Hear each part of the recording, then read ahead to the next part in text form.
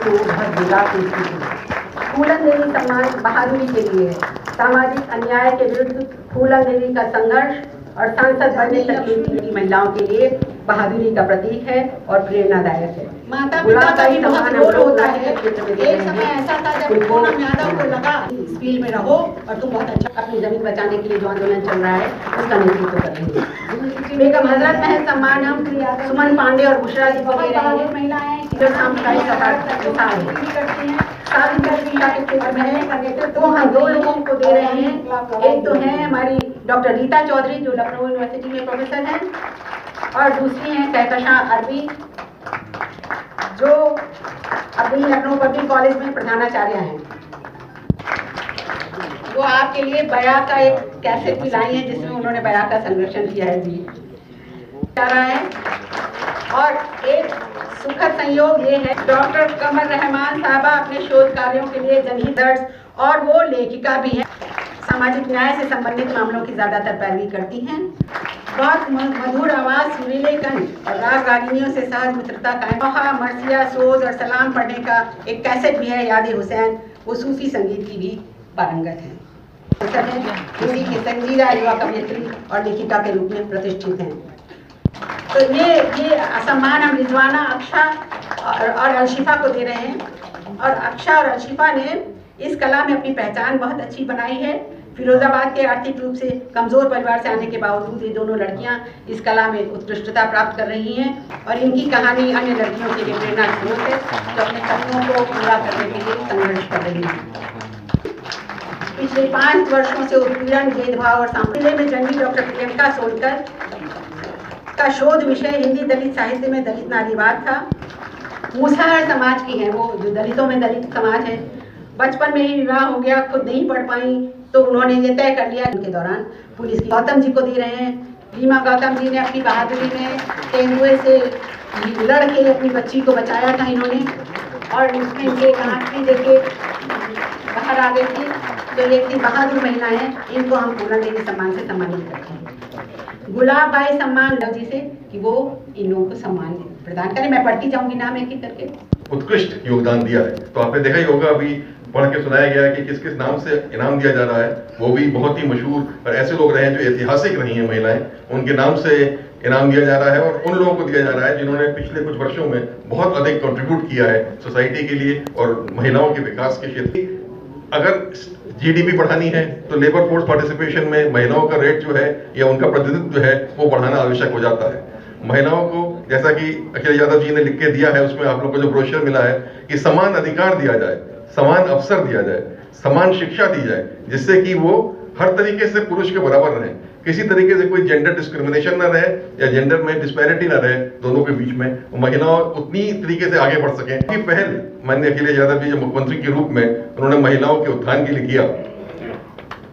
सबसे पहले बताना चाहूंगा कि महिलाओं की सुरक्षा के लिए बिल्कुल क्लियर उनके निर्देश हमेशा रहते थे कि जीरो टॉलरेंस है फॉर एनी क्राइम या एनीथिंग अगेंस्ट वुमेन। महिलाओं के अगेंस्ट कोई भी उत्पीड़न हो या कोई भी अत्याचार हो या कोई भी क्राइम हो, उसके लिए जीरो टॉलरेंस होना चाहिए। और इसकी समीक्षा वो स्वयं भी करते थे और हम लोग भी उनके निर्देश पे हमेशा किया करते थे। मैं आप बताना चाहूंगा, पता नहीं आपको याद है कि नहीं, उस समय की उन्होंने एक एडिशनल डायरेक्टर जनरल पुलिस की पद भी बनाया था जो महिला अधिकारी थी, जो पूरा महिलाओं के विरुद्ध जो अपराध होते थे उनको उनके नीचे पूरा जो स्ट्रक्चर था वो मॉनिटर करता था लगातार कि उसमें कार्रवाई हो रही है नहीं हो रही है, प्रभावी ढंग से हो रही है, कैसे उनको रोका जा रहा है कि नहीं रोका जा रहा है। और यहाँ तक कि ईमेल से एफआईआर तक उनमें रजिस्टर करने की बात हम लोगों ने अलाउ कर दी थी। ईमेल से महिलाएं, क्योंकि अगर थाना जाने में दिक्कत हो रही है तो ईमेल से एफआईआर रजिस्टर करें और उस एफआईआर की पूरी ट्रैकिंग होती थी, पूरी मॉनिटरिंग होती थी। या मैं कहना चाहूंगा कि इसके साथ ही साथ बहुत एक महत्वपूर्ण कदम था, पता नहीं कितनों को याद है, आशा ज्योति केंद्र बनाए थे सर ने, माननीय अखिलेश यादव जी ने आशा ज्योति केंद्र जो बनाए थे।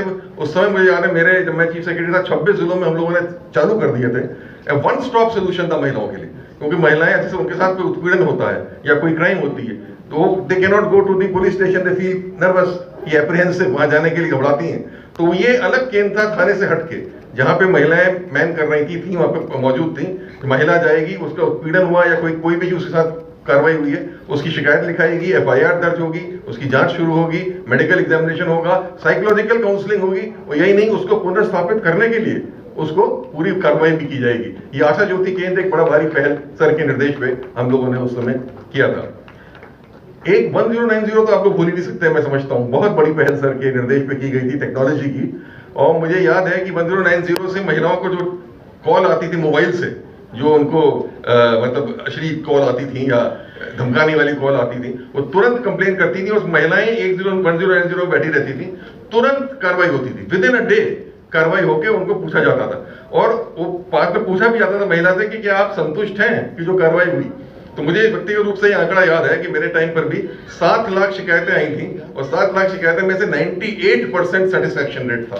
तो महिलाओं ने बताया 98%। और उन्होंने बहुत धन्यवाद भी दिया था माननीय अखिलेश यादव जी को कि आपने ऐसी व्यवस्था कर दी कि हम लोग जो मोबाइल से इस तरीके से हमें परेशान किया जाता था, वो स्थिति जो है समाप्त हो गई। तो महिला उत्थान योजना में, बालिका योजना में दिए गए, शिक्षा योजना में हम लोगों ने दिए, ये तमाम तरीके की हम लोगों ने कार्रवाई की थी। महिलाओं को उनके अधिक से अधिक शिक्षा प्रदान की जाए, बेहतर स्वास्थ्य मिले और उनको रोजगार के साधन भी उपलब्ध हो पाए, जिससे वो कंधे से कंधे मिला के पुरुष से अपना आगे बढ़ सकें।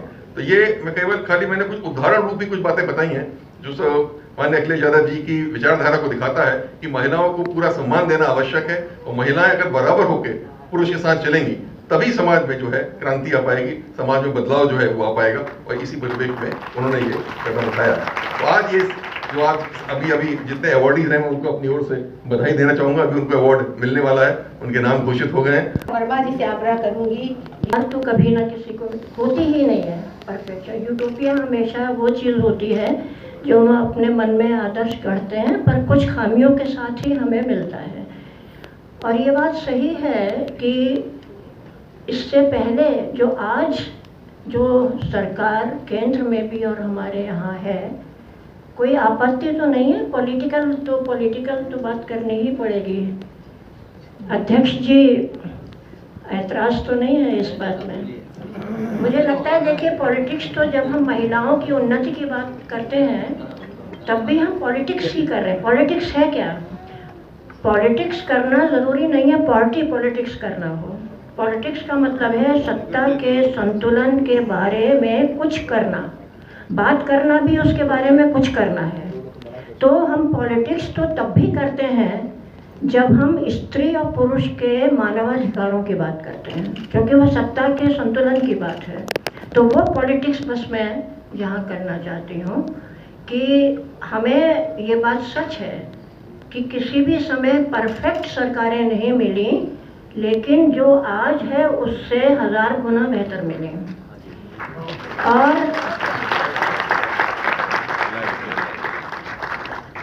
कितने 2005 में हमें केंद्र सरकार से ढेरों बहुत बढ़िया कानून मिले।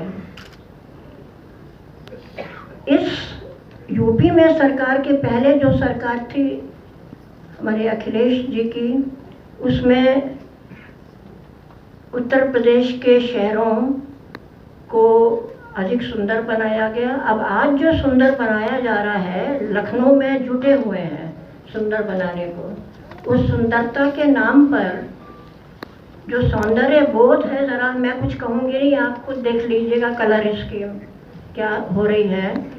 गोमती को जांच के बहाने किस तरह सड़ने दिया, बदबूदार बना, पर वो एक अलग बात है। मैं केवल स्त्रियों के बारे में बात करने की करूँगी कि इस शहर के मिडिल एजेड लोगों से लेके ऊपर के लोगों को याद होगा कि सपा की सरकार में हम लोगों ने एक केस लड़ा था मास रेप का, गैंग रेप का, और कुछ उसमें से जो आरोपी थे बाद में वो कल्प्रिट साबित हुए, उनका ये कहना था कि वो परिवार सपा से जुड़े हुए हैं।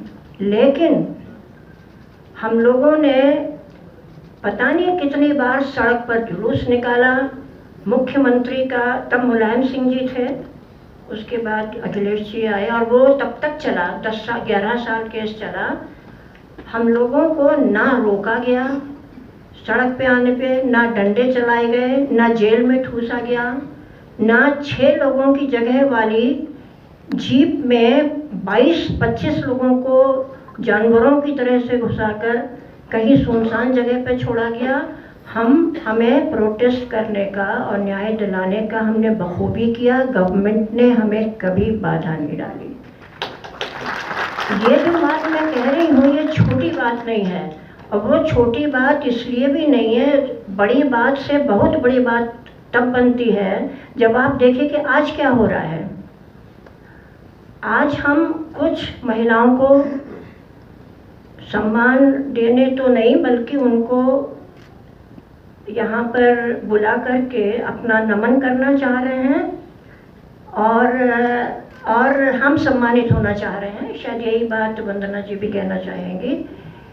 तो हम महिलाओं के बारे में अगर आज देखें कि क्या हो रहा है, एक तो ये कि किया तो कुछ भी नहीं है पॉजिटिव, बस जिसको कहते हैं एक जो कहावत चली आ रही है कि पुरानी शराब नई बोतल में कहते हैं या नई शराब पुरानी बोतल में, मैं तो कहावत भी भूल गई। तो पुरानी नई बोतल में तो वैसे पुरानी अच्छी मानी जाती है, बिना पिए मैं जानती हूँ कि कहाँ मानी जाती है। शायद कहा यही जाता है कि जितनी पुरानी उतनी अच्छी है। तो वही देखिए, यहाँ पर एक जो नंबर था कि आप क्राइसिस में आप करिए और पुलिस दौड़ी चली आएगी, बस नंबर बदल दिया है। इसलिए कि पहले वाली कोई चीज़ नहीं, जैसे कि पार्लियामेंट है अब वो विस्टा हो गई है, आपने बिल्डिंग बदल दी, आपने उसका नाम बदल दिया, प्रधानमंत्री के घर का एक नया नाम, वो क्या लोक तीर्थ या पता नहीं क्या क्या, उसको जन सेवा ये कुछ कर दिया आपने। तो किया नया कुछ भी नहीं सिवाय बिल्डिंग बनाने के। बिल्डिंग बनाना